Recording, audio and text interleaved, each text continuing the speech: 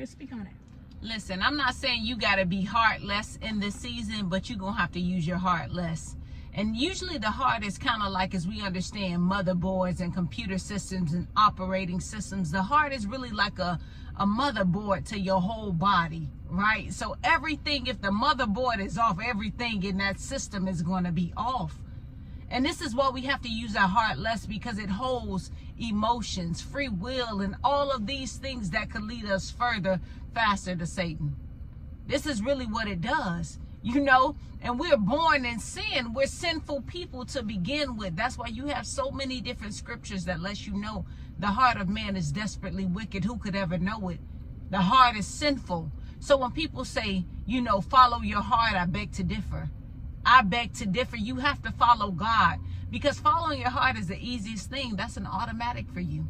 You'll follow what it is that you feel up in your chest. Sometimes you feel like you need to get some stuff up off of your chest, because guess what? When that anger boils up, when you purpose something, it's in your heart first. Just like when the Lord said to Satan, you purposed in your heart that you would ascend your throne above my throne, okay? This is the thing that we do. And sometimes for people, especially as kind people, especially as good people of God, they think that the natural way of doing things, especially the God-ordained way, is the easiest way. But if you look at a woman in childbirth, if she said, I had a natural birth, no epidural, no drugs, no nothing involved. I did this the natural way. I felt everything. I breathed. I got through this the natural way to bring my child into full fruition, so that it didn't cause my child harm and that it didn't cause me harm as well. And this is the thing, you know, when you got cars and you got manual cars, you can shift that gear and you racing and you can do damage with a manual car more than you can do with an automatic car, because it takes a process with an automatic. You get me? It takes a process. That's why when people racing, they want to race with the manual. Okay, I got that clutch, I got that gear. I'm about to do damage, because I could go from 0 to 100 real quick. That ain't no problem. And that manual for us who are as believers, that's really allowing ourselves to take control. On an automatic is where we want to be. Allow Christ to be able to shift gears for us, because the moment we get into gear, everything is going to be destroyed, including ourselves. And sometimes it feels like you face so much pain in your life that I don't mind yielding up my ghost so that many other people may live. But what you did to me, you'll never be able to do to another person. You feel me? Because I'm finna end this all for everybody, for once and for all. And you're going to be one less person that society has to deal with, because I'm going to deal with you my way, my time. But God's way, God's time is very, very different. Somebody could have done something to you from 2015 and it's 2025 and they're still gloating in what it is that they have done to you. And it seems like they have not reaped any consequences. So this time when they revisit that homemade stuff with you, it seems as if I'm just going, you know, God, you taking a little bit of time. I'm going to go ahead and handle this, because I see niggas really never got the lesson. So I can give people a lesson much quicker, you know, and then that leads to your demise. So I preach to myself when I say messages like this, because when I get into my heartless mode, that ain't good for nobody. Because as a healer, the same person that could heal you could make you sick. That's why the healthcare industry do what it do. The same people that could heal you could make you sick. They could utterly cause chaos and cancers and everything else. It could happen really quick. And people don't understand that. But for those of you who understand your power, like you could shift the atmosphere when there's so much negativity going on. And you can come in and provide that sunshine, that light of God. And then at the same time, you can take a situation from being all smiles and happiness to I'm about to flip these tables and they will never be able to turn over again. You feel me? This is a season where those of us who, you know, need to use our heart less, but balance the energy of not becoming heartless like Satan's children. Because again, we don't want to be discipled into what they're in. No. But this motherboard, this operating system, we don't want that to be contaminated. So God, put me on automatic for you. Put me on automatic, God. Because see, when I shift into manual, that's a natural thing, because I'm born a sinner. born a sinner. So when I get ready to terrorize and tear this stuff up, that's easy. It's easy to crash out. And people be thinking there's no resistance to being kind in a world full of evil. Do you understand that people being patient with you, that's the most godly thing that they could do when they could utterly destroy you with the utterances of their mouth?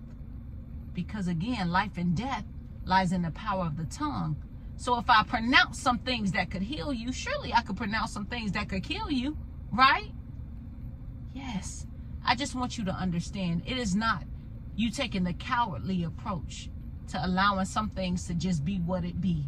And to say, God, I'm going to trust you in this. Because again, when we get into control, that's where we trust God the least.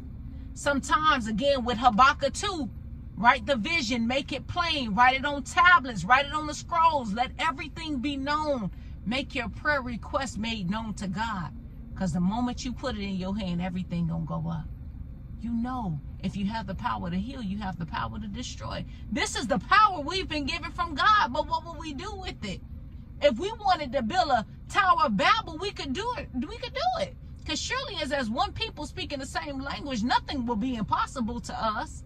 But we've taken the road less traveled. There's many people who have taken the road of witchcraft. They've been able to put things on people. They've been able to, activate that stuff. And it's quick. It's quick, but it's not long standing. So just as Jeremiah prayed, God, as the terror comes upon the people, don't let the terror come upon me. As the fear come upon the people, don't let it come upon me. And God, I'm going to stay right up under you. But to cleave to your Father is one of the highest powers of resistance in this hour. Some people are like at the point where so much is going on, particularly with the black woman, and they expect us to come and clean and do all of these things, but nobody's ever stood up for us, huh? Even in your own family, stuff could be going on against you, and people will believe you wrong before they believe somebody else is wrong. This is what we deal with. No, we gonna mind our kingdom business in this season. No.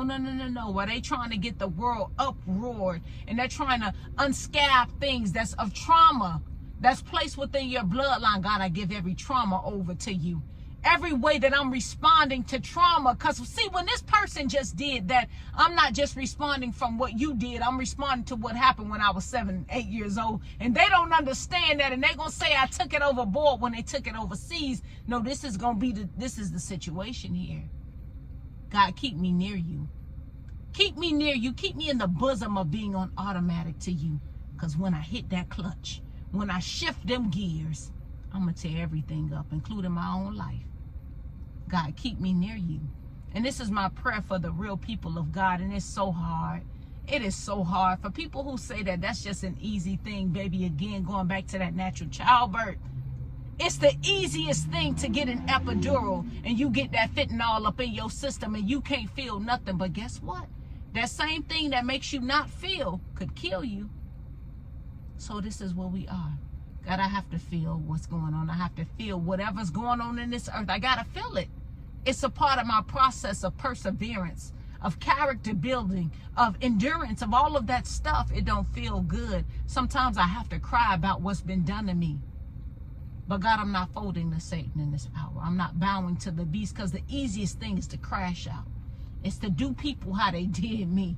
It's to give my vengeance. Because it seemed like you're taking a little longer.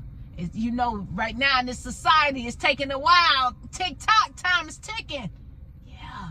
When people haven't gotten what's duly theirs in seasons to come.